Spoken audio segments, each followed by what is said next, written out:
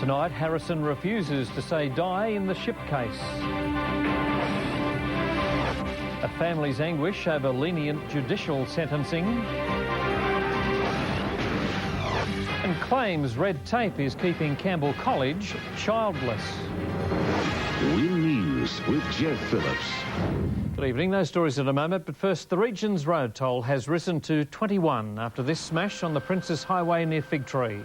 It happened at the notorious intersection of O'Brien's Road at the intersection, causing chaos for homebound peak hour traffic.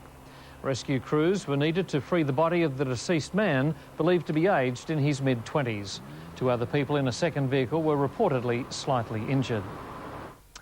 While Wollongong's Lord Mayor has now lost 2 appeals against the 1997 judgment ordering to pay Delsey Ship $600,000 plus court costs, George Harrison maintains his innocence, flagging a High Court appeal as one of his next options. Delsey Ship is praying Mr Harrison pays up, saying she's shattered, 14 years of a life destroyed. She's far from delighted at the Court of Appeal decision, which ordered George Harrison to pay her more than $1.2 million. It will never make up for what he has put me through.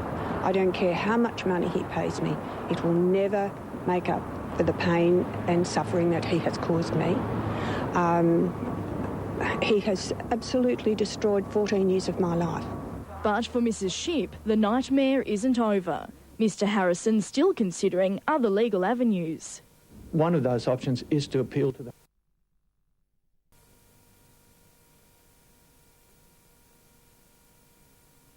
Kelly alerted federal police after comments were made to him in the public gallery. They're now interviewing 3 men. Union Legal Counsel Steve Crawshaw raised the issue in evidence this afternoon. Outside the court, Mr Kelly said 2 men told him to watch out for himself, and the comments were overheard by a third person. Coming up next on Win News, Wingecarribee community transport problems solved and student anger over university class sizes.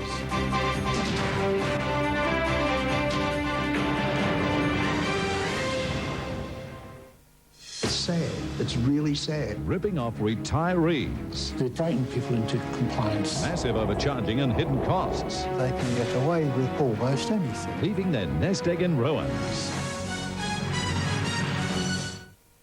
The state government assures rail commuters the train system is safe despite dozens of cracks being discovered across the network of rail lines. Leaked government reports reveal extensive cracks or vertical head splits throughout the City Rail network. However, the Transport Minister is blaming new technology for the rise in the number of cracks. The opposition accuses the government of compromising commuter safety. Meanwhile, the state government has announced the make-up and terms of reference for a ministerial task force to investigate the Port Kembla copper smelter.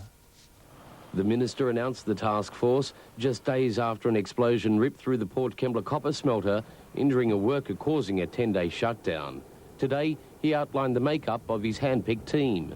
The task force consists of 4 members from my own department, experts in the major hazards area, and also people from the EPA and from WorkCover as well. We've brought in an outside consultant who's an expert on sulphur dioxide emissions from smelters. So it's a very high-powered task force to make sure that the smelter is meeting all of its conditions of consent. Officers have already inspected the Port Kembla smelter, which went back online on Saturday. The minister now wants public input.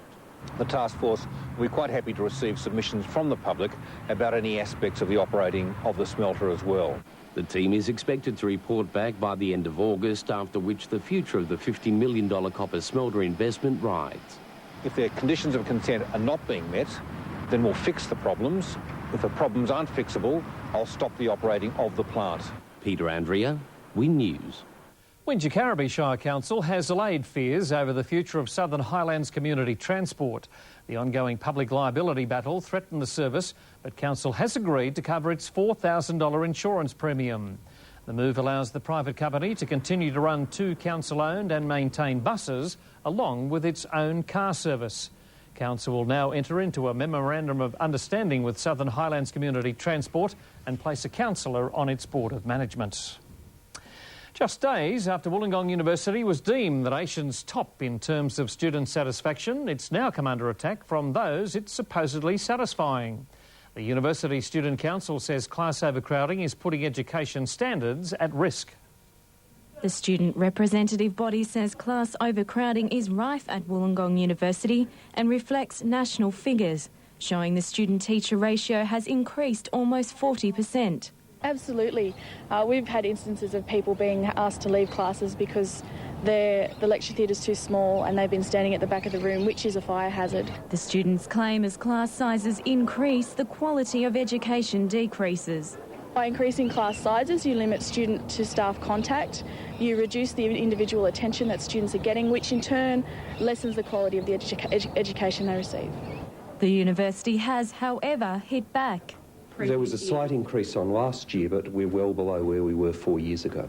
Professor Castle says the uni is doing its best to ensure education needs are met in the face of tertiary education funding cuts. Particularly with federal funding being squeezed over recent years, and that is a problem that all universities face. Rebecca Smith, Win News. A welcome surprise for some kids battling illness and injury at the Wollongong Hospital today, with popular St George Illawarra duo Mark Gasnier and Willie Peters popping in for a visit. The football stars were greeted with smiling faces of young league followers. The visit, all part of the Dragons' ongoing commitment to the region and their fans. A better day on the stock market after yesterday's drubbing. The All Ordinaries up 31 points. BHP was up 37 cents to $10.40. The AMP put on 10 to $15.51. Telstra up 10 to $4.60. The unlisted IMB down 5 to $3.03. Now, sport with Matt Russell and the Wolves shareholders. Dig a bit deeper, Matt. Geoff backing the club with more cash. Also, women in sport and state of origin. Do we want extra time?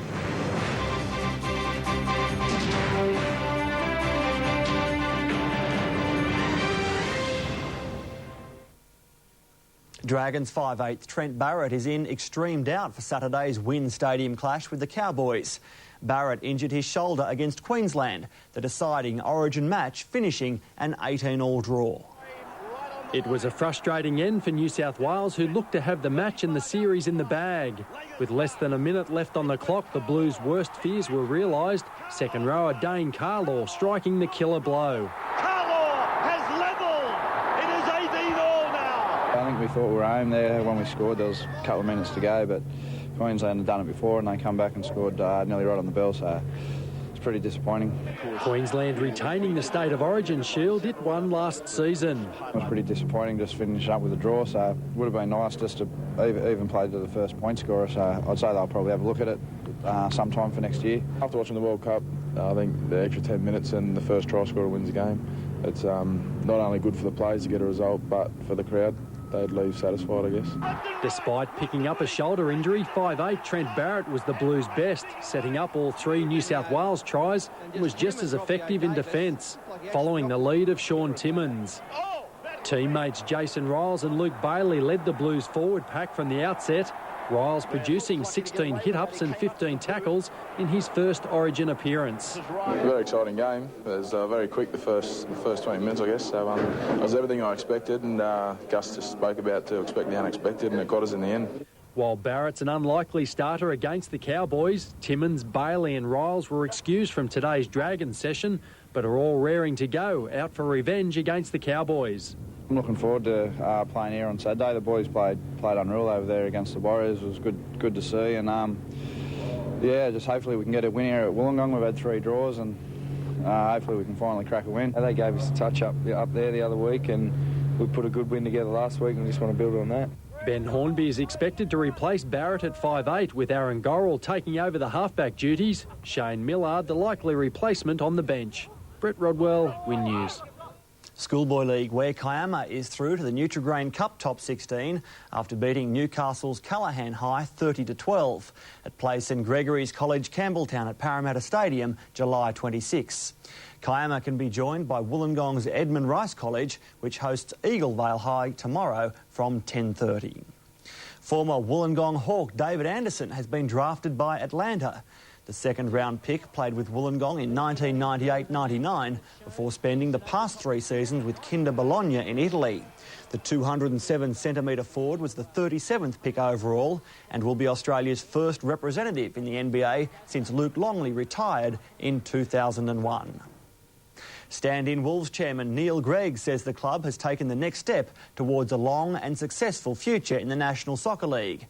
Shareholders will continue to back the club, last night voicing a willingness to tip in extra funds. Satisfied to get little more than 50% of the shareholders on a busy night, the club's only concern was the makeup. One or two shareholders, major shareholders, weren't there, and I think that disappointed us a fair bit. Greg describes the meeting as upbeat, with its aim to gauge the willingness of shareholders to invest more money. They are. It was a very strong consensus that the Wolves have got to survive. I mean, our shareholders are a very, very passionate lot. The extra money will come from existing investors increasing their stake or new shareholders. It's the rights issue that we approved last night, and if those rights aren't taken up, the directors then have the prerogative to sell them to other people. The Wolves will approach shareholders in coming weeks to lock in commitments individually, also planning an investor information day at the club's potential new base, Lysart's Fig Tree, on July 14. The Wolves are in a pretty good financial position at the moment. What we've asked the shareholders for is a vote of confidence in going ahead. What we've asked them for is this 300,000 is more or less just a backup, just in case. Greg agrees it's a short-term response, but says it keeps the club solid until a long-term solution is clearer, that dependent on the future of the National Soccer League. On paper, the Wolves have no one in the Socceroos squad for the Oceania Nations Cup in New Zealand next week. There is still a strong Wollongong link, however. One of the Wolves' favourite sons, Scott Chipperfield, is the only overseas player in the squad of 18, having helped Bâle win the Swiss Championship. The Wolves' reigning Player of the Year, Dean Anastasiadis, makes his Socceroo debut. The goalkeeper spent the last 2 seasons as a standout for Wollongong, but has since joined South Melbourne. And former Wolves midfielder Robbie Middleby, now playing with Newcastle, is also in the squad. A host of past and present high-profile female athletes have been special guests at a women's sports breakfast. The aim to get more schoolgirls involved in sport and keep them there.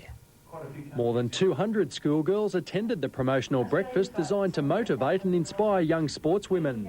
The latest statistics revealing a high dropout rate from the age of 15. Participation is so important in sport, and even later on in life, whether you're studying or working, it's always important to have a balance in your life and try and stay fit and healthy as much as possible. So that's what we were encouraging today. I think the message that was given by all the athletes was that things are achievable if you're enjoying your sport. Enjoyment, I think, is the main thing, and you can play many different sports.